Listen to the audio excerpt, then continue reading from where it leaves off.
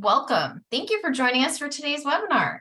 Are you eager to grow your digital revenue by optimizing your digital subscription programs? If so, you are in the right place. I'm Cherry Wolf, Marketing Media Manager here at BLOX Digital. With me is Bridget Sibthorp-Moecker, Director of Audience for BLOX Digital. During today's webinar, Bridget will help us get a lay of the land and explore the key factors that drive success in this ever-changing digital landscape. Our focus will be on the power of a robust paywall strategy, a streamlined purchase path, and best practices to achieve tangible results. The presentation will take about 30 minutes, followed by a Q&A. You can type your questions in at any time, but we'll answer them at the end. This webinar is being recorded, and the link will be shared with you along with any handouts. Bridget, are you ready to blaze some trails? I am ready. Let's do it. Excellent. So as Cherry said, I'm Director of Audience at BLOX Digital, formerly Town News, of course. My job is to help you make money, and it's the best job ever. Now, I'm a newspaper girl. My history, and in fact, my whole career has been in newspapers, and I have some very close friends that still work in the newsrooms. And so it's a daily reminder for me and for all of us that it is really critical for us at BLOX to help you grow sustainable revenue for your business. We really believe strongly in local journalism, and so I'm really happy to talk to you all about that today. So like I said, my job's to make you money. We're going to talk about some very specific things that you can do to grow digital revenue. So let's start by kind of going over the agenda. So like Cherry said, we're going to start and get a lay of the land. We're going to talk about this like blazing a trail, like going on a hike. This is a journey for all of us together. We're going to look at the challenges and opportunities in the space today. We're going to plan your journey. We're going to say, what is the goal? What is the North Star? And we're going to chart your course there. Then we're going to talk about very specific tactical ways to grow digital subscriptions. I call them the big three. It is how to make an impact with what you're doing. And then, of course, we'll do a Q&A session. Now, during the whole webinar, we're going to have some interactive things. We're going to have some polls, some QR codes to link directly to case studies. And of course, we've got the chat and the Q&A. So please do interact with us. And actually, the first thing we want to do is do a poll and just take a read of the room here. So how important is growing digital subscription revenue to your business? Looks like critical for our sustainability and growth is leading by a wide margin, hovering around 70%. And then second is important, but we have other revenue sources as well. Very, very good. Okay, well, thank you for weighing in there. We'll have a couple more polls and, like I said, a couple more interactive elements during the presentation here. So let's dive in. Let's start by talking about the digital wilderness. What I mean by that is that I want to look at this journey that we're on together really critically and say, where do we want to go? How do we get there? And frankly, we need to take a minute to look at the challenges that are ahead of you and just take a really, harsh look at what's out there. It has been a bumpy road. The last 20 years ago or so, maybe longer, the challenges in the media landscape have been there and have been growing because the rest of the world is rapidly evolving around us. I say us as if I still work for a newspaper because that's where my heart is. The revenue split has changed from being, advertising supported to now consumer supported. And so that's really changed our business quite a bit. And as the landscape changes, people's expectations of us have changed. And that's made it really difficult, especially in the tech space, in the experiences that we deliver online. So the really grim statistic that I hate to even mention is that 1,800 newspapers have closed in the US since 2004. That's over 100 a year. And this is from a Columbia Journalism Review article that's 2 years old. And so unfortunately, that number is probably closer to 2,000 now. One of the key issues here is getting sustainable monthly revenue for newspapers. We relied on print and advertising for so long, and that fundamental shift has been really difficult for the industry. So I can assume by the poll results that everybody on this call is interested in making more digital revenue. In fact, I think it's the most important thing that we can do to help you build sustainability. And so that's really why I wanted to talk to you today. And that is our goal. We're going to call it our North Star, is growing sustainable digital revenue. So there's a couple of challenges here. We've been running into headwinds for years while we adapted to the business and things really changed around us. Customers have different expectations now. They expect these like really personalized experiences, especially on digital platforms. They really want these attractive deals and sales. They want these easy purchase paths, just a couple of clicks to make a purchase. And that's been really hard for newspapers to adapt to. Most papers still today have a kind of one size fits all cookie cutter paywall. It is the same message and price for everybody. In a lot of cases, there's not been, a lot of focus, I'll say, on the pricing and positioning, on your value proposition and having sales that are fresh on the paywall itself. And then you've got complicated purchase path. And I know it's been really difficult for a lot of papers to adapt to these really easy checkout experiences, in part because in some cases you're tethered to a legacy circulation system that has a really complicated purchase path. And again, users are used to these experiences that are really easy. So there's been a lot of boulders in our way as we go on this journey, we'll say. But there is a bright spot, and that's digital subscriptions. Even local news like dailies and smaller news publications are growing digital subscription revenue. I've got a couple of examples here. Now, this is from a New York Times article, and these three companies share publicly their digital subscription growth. But I know Lee a little bit more than the others, just because I worked for Lee prior to coming to BLOX. And Lee's got a number of different publications, I think 80 or so, that are varying sizes. You'll have bigger metros like the Buffalo News and St. Louis Post-Dispatch, and then you have smaller papers in the cornfields of Illinois, where I'm from. And so it's really exciting to see that there is growth happening for digital subscriptions for the smaller local publications.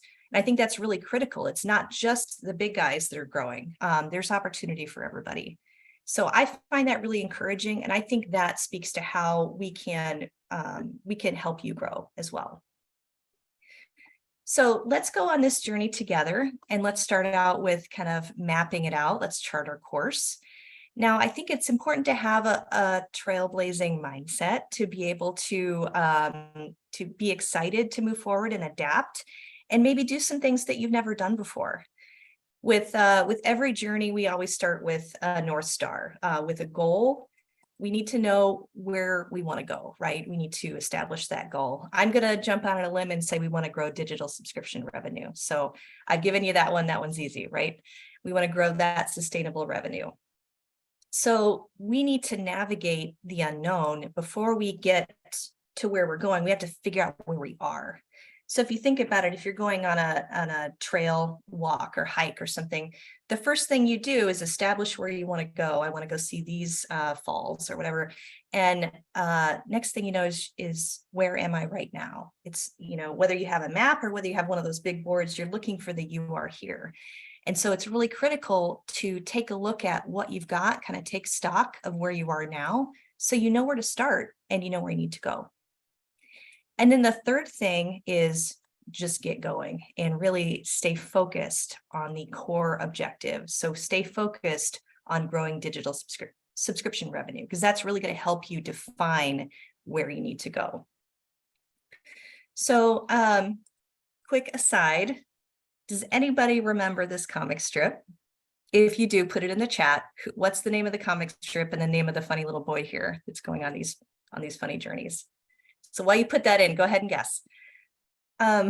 This is so cute to me. I always thought it was adorable how this is a kind of recurring theme in this particular comic. And it reminds me of when I've taken my kids for hikes, especially when they were younger. They want to stop at each little nook and cranny they see. They want to stop at everything that looks like a shortcut or everything that just looks like an interesting little alcove that deviates from the main trail. And here's the thing, that can be really, really fun because exploring is life. That's really exciting, but it takes forever to reach your destination. Just like this little boy here in the comic, it takes forever to get there. Now, sometimes that's fine, that's life. But if you're on a time crunch and you're trying to get where you need to go, you really need to stay focused and not to go on all these little deviations, distractions. So here's the thing. When we're talking about our journey to sustainable digital revenue, do you have all the time in the world? Or do you need to get from point A to point B? Do you need to grow revenue as soon as possible? And if so, if you need to get there ASAP, then it's really critical to avoid distractions that may seem really exciting and fun, but are taking you away from your core objective and your core path. And unfortunately, that can be really tough to figure out what's going to be a distraction, because you'll have some really great ideas, some things that look like shortcuts, but they don't always get you there. And so that's why I say stay focused and really stay focused on that objective and your trail and getting to where you want to go. So I just want to take a second and look at chat. Family circus. Excellent, Jeffy. That's correct. Good job. Good job. Excellent. All right. So one more point on this before we dive in a little deeper. So when you're visualizing this journey, when you're going down a path, it's also important to look at your surroundings. You might be breaking new ground at your organization. You might be blazing a trail for your paper or your group, but you're not alone. In many cases, somebody else has done part of this work for you. Somebody else has established this trail. And that's the best thing about diving in deep today where you're at, is because there are so many other examples to look at. So I'd say look at your surroundings, like literally look at what other newspapers and other industries are doing to sell digital subscriptions. What is it they say about copying? It's the sincerest form of flattery. Something like that. Yeah. Okay. Let's do another poll. How often do you or your team research what others are doing for paywalls or digital subscription user experience? Excellent. I see a lot of regularly. I see a lot of occasionally. That's great news. And looks like occasionally is leading there, 66, 68%. Let's dive in. What matters? This is the big thing. This is the big tactical pieces here. This is the important stuff. So you know where you want to go? Digital subscription growth. You want to get there, but what are the actual tactical steps? What are the things that matter? I call them the big three: the paywall, the price, and the user experience. They're not the only three things that matter. They are the big three because they make the biggest dent. They make the biggest impact to your bottom line. So you've got paywall. That's how people find that you have a subscription, how people find your offers. In most cases, that's their first introduction to the fact that you even have a subscription program. You've got price. After they see that paywall, that's what makes them click to the next thing. The price has to be attractive. That value proposition has to be there too. And then user experience. That's what makes them buy. So paywall is how people find your offers. Price is what makes them click. And user experience is what makes them buy. So we're going to dive into each of these. Okay, let's start with paywall models. So there are a ton of different paywall models out there, and each one has their merit. We're going to go through them really quickly. And I think it's important just to know what's out there so you can know what could work for you the best. So everybody knows what a basic meter is. Each user gets a set number of articles. Everybody usually sees the very same paywall, same message, same experience for everybody. Then you've got your freemium or premium. I've kind of lumped them together because they essentially do the same thing. It's that some content is selectively locked for subscribers only. So this can be done in a couple of different ways, but typically it does take newsroom resources to analyze the content, see what should be locked, and then to lock it. So although that can be effective, you really need a lot of content locked in order for enough people to see the wall to get subscriptions. So that can be a little taxing on the newsroom if you don't have automated ways to do that. Then you've got a paid e-edition model. So I've seen some where the website content's free, the articles are free, but the e-edition is locked down. Now, the only problem with that model is that you're kind of leaving money on the table by not having your articles locked as well. Then you've got a hard paywall. Financial Times is one that does that. All content requires a subscription to access it. Problem with this one is that you have no opportunity to create a user journey. So when you think about your funnel, you want to get people engaged and get that email address before you ask them to subscribe. You really can't do that in this model. It's an immediate, you're cut off and you need to pay. So that one can be hard to build audience and to build engagement. Then you've got membership or donation models. These typically don't have a paywall. You might have pop-ups or overlays.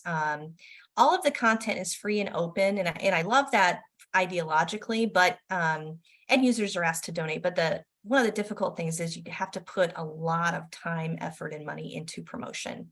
A lot more marketing needs to drive that since you don't have that paywall showing in front of people. And then we've got hybrid or dynamic. Now I've kind of put these in a catch-all category because there's a lot of different types of these models, but essentially they take the best of each one of these other things.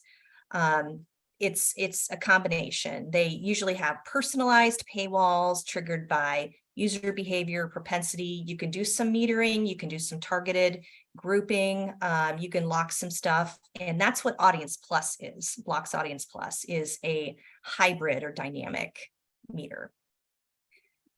So one of the nice things about the dynamic meter is that it does a lot of the work for you. You're really putting the tech to work.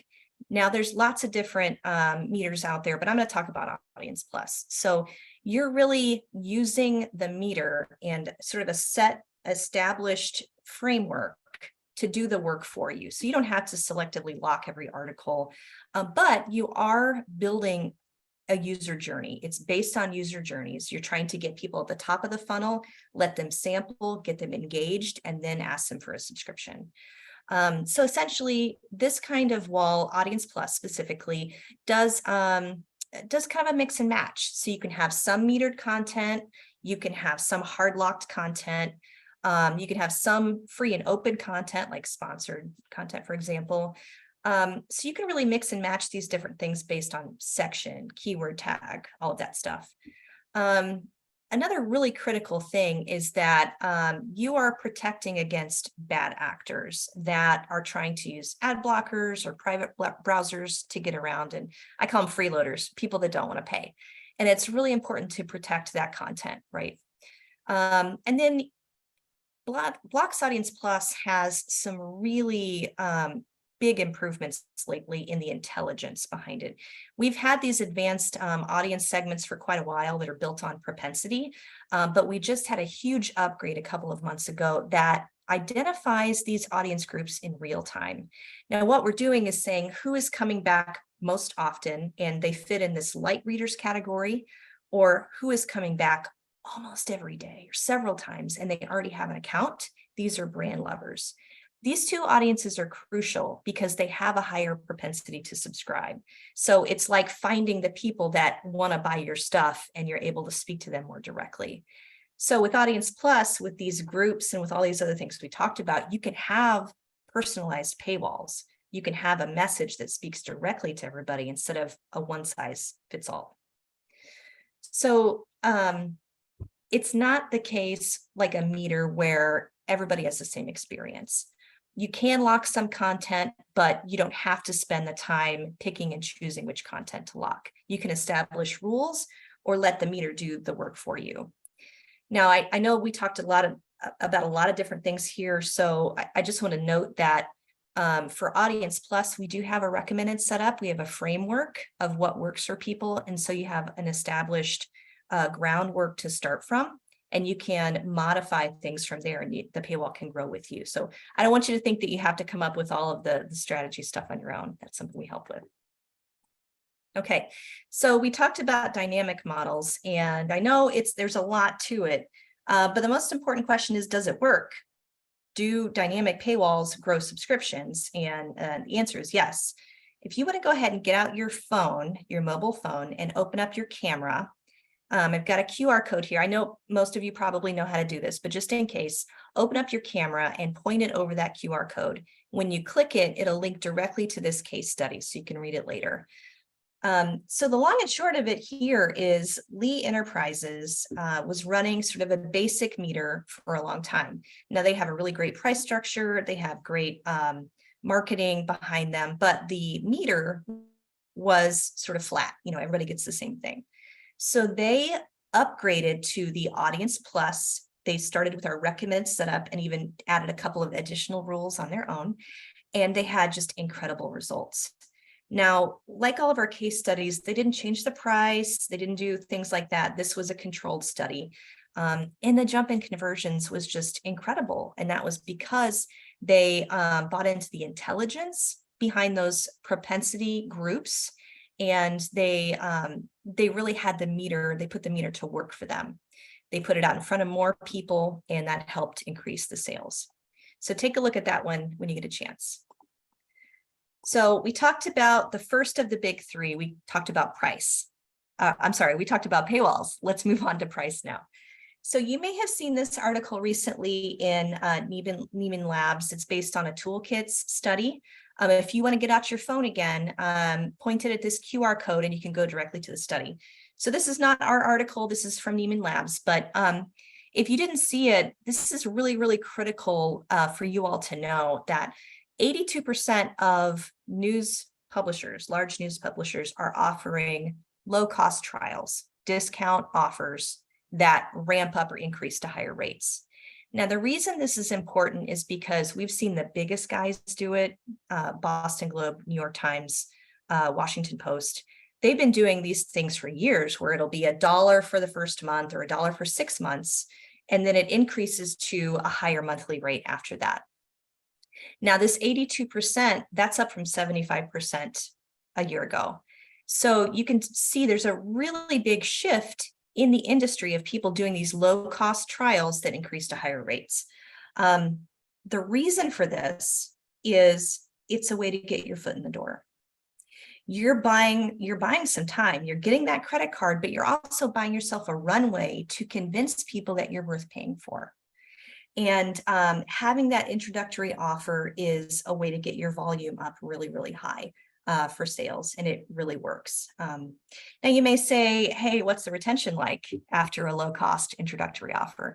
And it varies, of course, but let's say you have a 50% chance of keeping that customer after the three months, 6 months trial. You got a 50% chance of getting somebody to pay you $10 or $15 a month.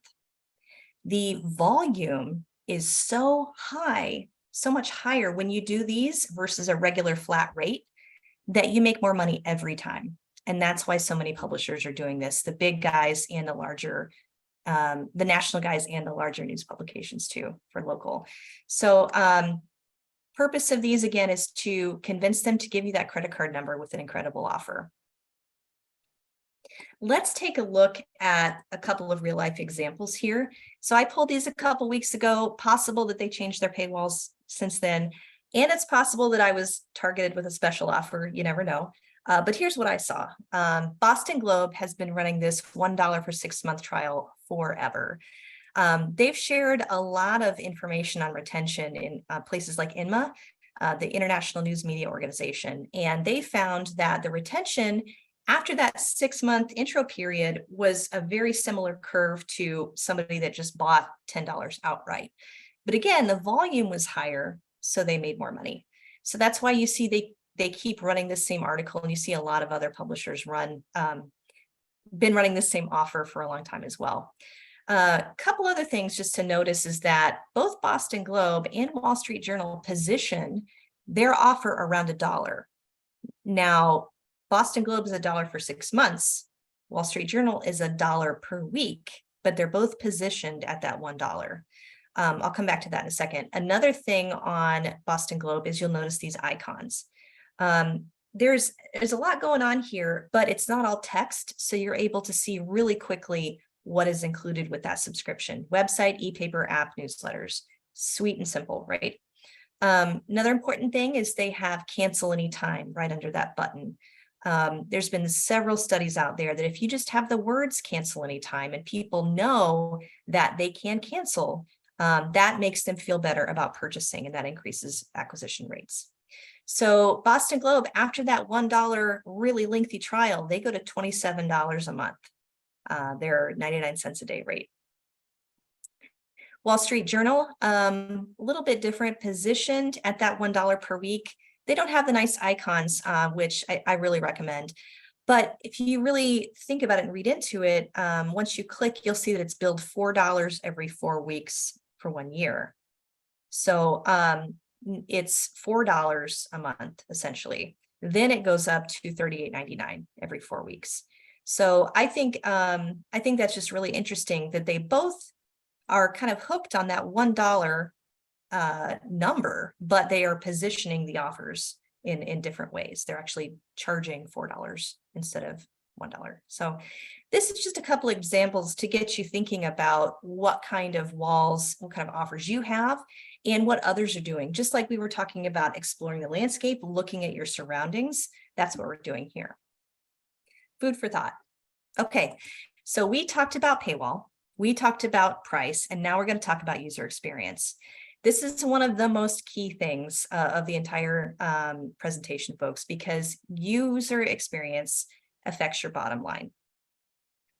The thing is, that's been one of the hardest things to change for a lot of newspapers, again, because of it didn't have time, money, resources, technology. And in some cases, you've been using a circulation system purchase path that, they require a lot more information that you don't necessarily need for a digital subscription. They were made to handle, a different kind of product than the user experiences that people expect today. So got to think about when you're asking a user to do something, to give you their credit card information. You're asking somebody to give you personal information and put in their credit card. They got to trust you, and you really have to be convincing to get them to do the thing, right? As we talked about earlier, people are used to these really slick, easy experiences like Amazon. And it just because of the hurdles we talked about, it's made it really hard for our industry to adapt. So at BLOX, we made the decision a couple of years ago in the investment to change this. We thought it was really important to invest in time and development for what we call one-page purchase. So if you see as the animation goes through here, a user can purchase a subscription within the article they're reading. So you see the wall pop up, you see the price, you click the button, and you can actually purchase right there within the screen. The user's automatically logged in. They're not taken to another place where they get lost. They are just automatically purchased. So this is really important because what we found and what everybody else has found is that the easier you make it for the customer, the more revenue you make. If it's difficult for the customer, they're not going to do it, especially because, again, they are trusting you with their personal information. It's hard enough to get them to get out their wallet. But if you've put all this work into your value proposition, your paywall intelligence, your pricing structure, you got to make it easy for them to buy to get those conversions up. So just as a funny aside, like I once heard someone say, like, if they want it bad enough, they'll do it. And that's true if you don't care about making money. All right. So just another case study to share with you. Folks, this might be the most important case study of the entire presentation. So one more time, if you take your phone out and point the camera here, I think this one will really be important. So we have one of our longtime partners, WIC Communications, awesome people. They were one of the early adopters of Audience Plus, and they're always on the cutting edge of technology. So they had been using the intelligence behind the scenes for a long time, and they were one of the first to adopt the one-page purchase that we were just talking about when it came out. We were really excited because they're raring to go to try these things, and they just had some incredible results. So they had a huge increase in conversions. Now, again, they were already on the Audience Plus technology, but when they upgraded to the user experience that you see on the screen there, they had a huge boost in conversions too. So I encourage you to take a look at this one. It's really good. So I want to show you a sneak peek of something. Now, this is not available yet, but this is another thing we're working on. This is beta testing. Now, we are working on a new set of paywall templates for Audience Plus. So what you see on the screen is just a new design and workflow that is built to increase conversions even more, to get people through the funnel. There's a couple key changes here. You'll notice there's only one offer on the wall. And that's so that there's clarity and there's focus. When there's too many offers, people get confused and try to, read all of these things, and it's a paradox of choice, and they get overwhelmed a little bit, and so they won't buy. So it's another way of using the design and experience to hone in and get as many subscriptions as possible. So just to share this with you, because we're really excited about this beta test, it is further investment BLOX is making in user experience, because it is so important to performance. All right, so we've got one more poll we would like to share with you today. Last one. So hearing all of this, hearing the big three: paywall, price, user experience, what are the biggest challenges that you are facing with your digital subscription program today? Is it paywall? Is it purchase path, that user experience we were talking about? Is it running introductory offers? Is that difficult? Is it retaining and engaging those subscribers? Is it measuring the success, or is it something else? So we'd love to hear what you have to think about this. I see an early front runner: retaining and engaging subscribers. Excellent. So we'll let that go for a second, and I'll just share a very tiny snippet with you all. Retention has really been on our mind, and for the last year or so. And so we are developing some brand new retention tools that will really help you not only retain your subscribers, but get insight into their activities and how to keep them. So there's some big pieces, especially with credit card dunning practices, with expiring cards and things like that. So there's some big things we can do from a programmatic standpoint to really help you retain more subscribers. So just a sneak peek, something that we're working on, but it looks like retaining and engaging subscribers was the number one here. Excellent. All right, so we've talked about the big three. Thank you again for sharing your thoughts with us. Really appreciate that. So I would like to give you all some homework, just to give you a feel for the practical application of the big three. How does this affect what you've got now and what you might want to do in the future? So the assignment is to examine the big three on your own site and on another site that you admire. So paywall, price, user experience. So it's pretty simple.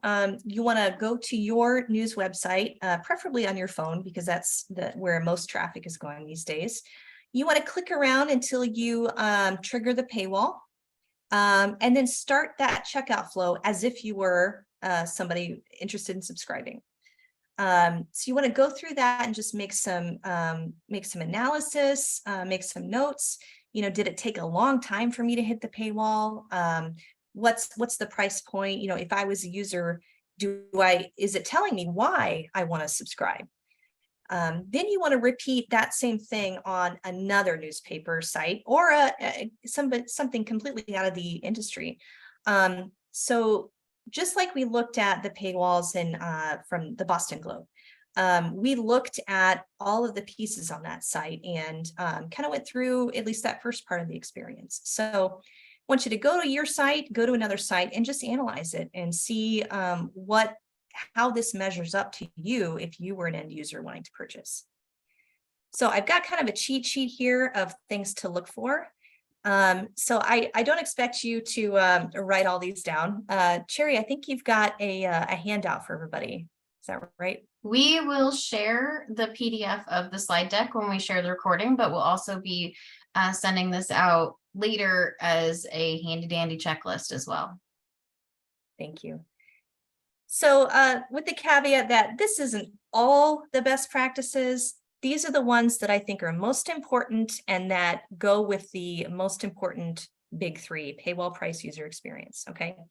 Now, if you're looking at a paywall, you're not, and it's not yours, you're not going to be able to tell what the technology is behind the scenes, but you can see if it comes up in a couple of clicks or if it takes you several articles for something to trigger, right? When that paywall pops up, it should be engaging and relevant. It should tell you why to subscribe, that value proposition. It should have one attractive introductory offer. It should have one call to action button. It should say cancel anytime to give you that security that if you give them their credit card number that you can cancel if you'd like to. Images or icons are always really good too, just like the Boston Globes. For checkout, when you start that process, you really want to keep the user on the page that they're on, or at least a consistent look. If you have to bail them over to another site, make sure it doesn't confuse them on, feeling like they're on a completely different website. You don't want to make somebody log in before they even see a price. You want to have the price on the paywall so they can see what they're getting into. And then when they click, in the one-page purchase, you saw that all of the account information and the purchase was all in the same form. They weren't blocked in some way by getting from one place to another. So you want to have that all ideally in one fell swoop. Another thing is creating an account login with sign in with Google options. This is something you can do with one-page paywall today. If you've got Google, Apple, or Facebook federated authentication set up, it'll automatically pop up on your one-page purchase. So you can give people the easy experience of just one click to sign in with Google instead of creating an account and a password. Obviously, you want the whole purchase to be quick and easy, just as few fields as possible. Autofill when you can, and multiple payment options. And we've got some really exciting things for BLOX in store. Some new beta testing coming out with a PayPal button. So that's the checklist. Look for that after the call. And I think, Cherry, we can go ahead and go to questions. Sounds great. Okay. We have quite a few questions. Excellent. There are a couple people who would like you to reach out to them to do a review of their current setup. Okay. Is Audience Plus an add-on that we need to purchase to get started? It is an additional charge. If you're on Subscription Pro, it is an additional package. Yeah. Our current BLOX subscriptions offers doesn't have an easy way to cancel anytime online. Is this new? So you can do a BLOX form today, but we are developing a self-serve cancel option. I know that's been a high up on the request list, and that is something we're working on right now. Todd would like to know what's behind you. The aliens. These guys? Oh, that's a great question. If you're familiar with Star Wars in the most recent generation, this is Baby Yoda, part of the Mandalorian TV series. And I don't have a problem at all. I could stop anytime. If your coworkers stop sending you them, that might be helpful. That would be helpful. Yeah. A couple questions about pricing for Audience Plus. The best way to find that out is to reach out to your salesperson, and they can get you more information, because it's depends on what you're using, right? Yeah, and we try to customize the pricing to the size of the organization. It's really critical that we make this as affordable as possible for everybody. When do you expect the new templates that you teased that are in beta to be available?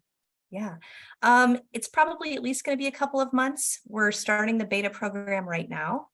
Really excited about that though. And then the goal is to make those available to everybody that has Audience Plus by just clicking a checkbox or a drop down within BLOX. So we hope to make this a really easy switch if you'd like to upgrade. The new templates, if you're already on Audience Plus, it will not be an additional charge. It'll just be a new option that you get. And a great way for you to find out what's coming out is to be on our release notes email list. So if you're not getting the release notes email, go let us know and we'll get you signed up. Yeah. Another good one I'll just add is that monthly product email we have. It's a relatively new email series. It's once a month. And what we try to do is just summarize a couple of improvements that have come out recently, because I know everybody gets busy and it's easy to miss those things or forget. So make sure you sign up for that monthly product email too. Let's see. Do companies traditionally have a UX person on staff, or do they outsource that? Or is that a service that we offer? Oh, that's a great question. I think it depends on the size of the organization. Some of the bigger groups have, one or two people on staff that focus on that specifically.